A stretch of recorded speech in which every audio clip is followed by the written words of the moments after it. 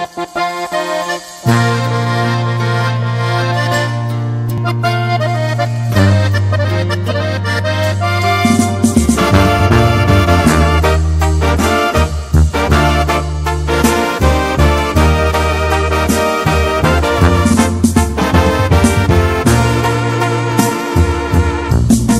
veces te quiero, a veces también estás adelante en la fila de mis pensamientos.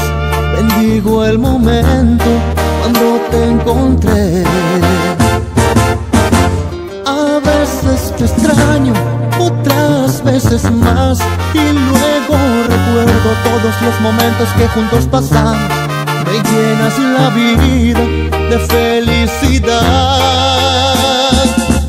porque no había llegado una persona como tú, que me alegre los días y que tenga la virtud de meterte en mis sueños, de borrar mis tristezas, de ponerme nervioso cada vez que te me acercas, porque nunca creí que llegaría a conocer tantas cosas bonitas juntas en un solo ser.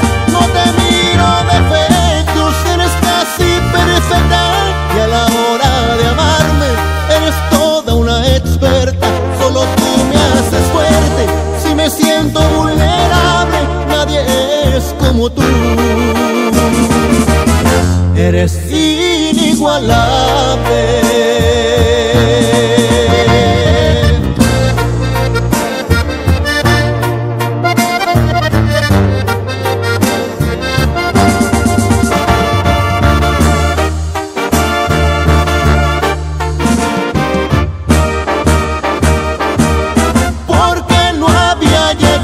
Una persona como tú, que me alegre los días y que tenga la virtud de meterte en mis sueños, de borrar mis tristezas, de ponerme nervioso cada vez que te me acercas, porque nunca creí que llegaría a conocer tantas cosas bonitas juntas en un solo ser.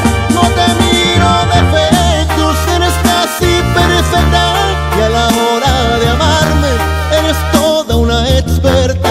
Solo tú me haces fuerte, si me siento vulnerable, nadie es como tú. Eres inigualable.